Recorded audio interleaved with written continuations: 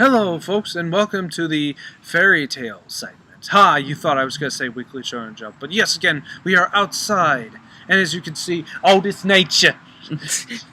Quarky, look at all this nature.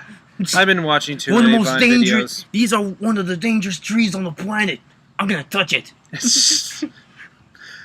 Anyways, like we said before, that this will be a new segment based only on fairy tale chapters. And starting off, interestingly enough, we're starting with a very haphazard battle with Gray, and this. But it was hilarious. What was the chapter name? I might forget the name. No, like the chapter number. Well, I don't exactly remember the chapter number. Yeah, we're good at keeping track of our chapters, ladies and gentlemen. But yeah, like this chapter, best Bugs Bunny cartoon ever. You know what? I actually like how the writer actually depicts his characters when they're using their magic and how their magic flows, and when he says that being that ice make magic relies on imagination, having to do more with than the ice magic itself. But I actually like that because who has bigger than imaginations than children? Yeah, I love like when the monster guy comes up, he doesn't realize that he's on a ice surface, and right underneath him is like frozen leaves, which is pointy, and he releases the ice shell or ice floor. You know that send him falling to. Then why wasn't this could be such a useful magic later on for Gray in this department, because he's so good at fooling his opponent when he's a kid. But the thing is, when you try to make an ice make hammer, it's not as effective. So he just drops ice on his head.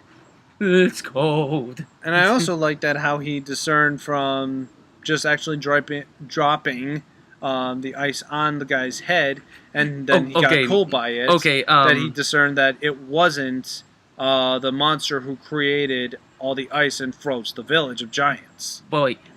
Okay, when I read that part, when he tricked him into falling, all I could think of was that Goofy falling cartoon. Yeah, that would have been so great. Shout out to Disney's Goofy. Okay, if they don't do that in the anime, I'm gonna be pissed. They're probably not. They're trying to at least keep their characters serious. Well, at least, like, a parody will do it. Yeah, and being that this character is serious, there's also the part where, oh, hey, this character isn't exactly normal mage. He not only has the ability to turn you into a younger form, therefore completely depleting most of your magic, but also that he is, in fact, an ancient demon of the Book of Zareth. Yeah. That's a problem. We also forget another point. The magic wore off. And with Urza, what's the first thing that grows back? Her boobs. Fan service, ladies and gentlemen. Yay. First thing that grows back. And we wonder why I'm the normal one and you're not killing people. But yeah, like that's pretty much the chapter. And I did find something interesting out. Beforehand, when we did a review on a previous fairy tale chapter, having to deal with Minerva fighting with Urza during the final match in the tournament, at first when she had her face hit by Urza, I had thought that she was actually speaking mumbled language before because she may have broken her jaw.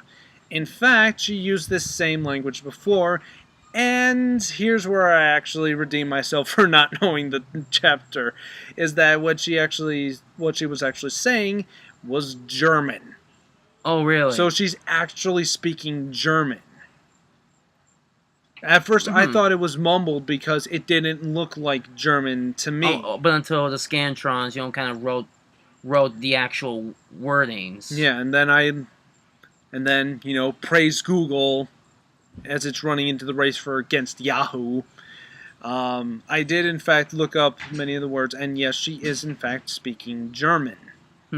So I'm not exactly sure why. But the language is writing is totally made up. Yeah, it's interpreted for German, but it's kind of odd seeing as how that the Japanese also have a kanji for that. Mm. That it's supposed to say in foreign language dialect. Oh, okay. It's just kind of odd to see that. But you know what? I'm not going to go against it. At least it's an interesting character trait, and I Yeah. guess it's a sort of sign whenever Minerva is actually getting too psychotic or, actually being beaten back by Urza. Mm-hmm. It shows that she's either losing her cool or going off the deep end. And I'm sorry to say this, but Urza earns a cool moment when she actually steals Minerva's pants. Oh yeah, Because that she was grew great. back in the mini dress that she had as a child, she kind of grew back without proper underpants. Mm. Just pants. She came back without pants. So she steals Minerva's. Yes! And Minerva's panties, kind of a weird choice. Oh, how her panties look, kind of a weird choice. Only you would have a preference with panties. No, I mean like she's evil, but when you look at her panties, it's like that doesn't look evil. Yes, because that's why I want to concentrate on the panties. Action manga with fire, magic, and dragons and panties.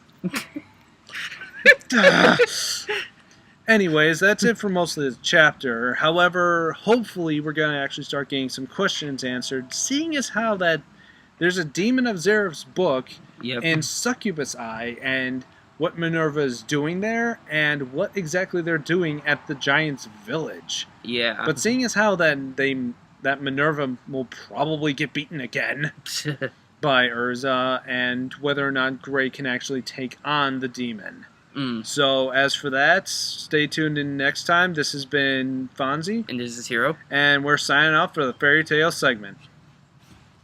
Panties.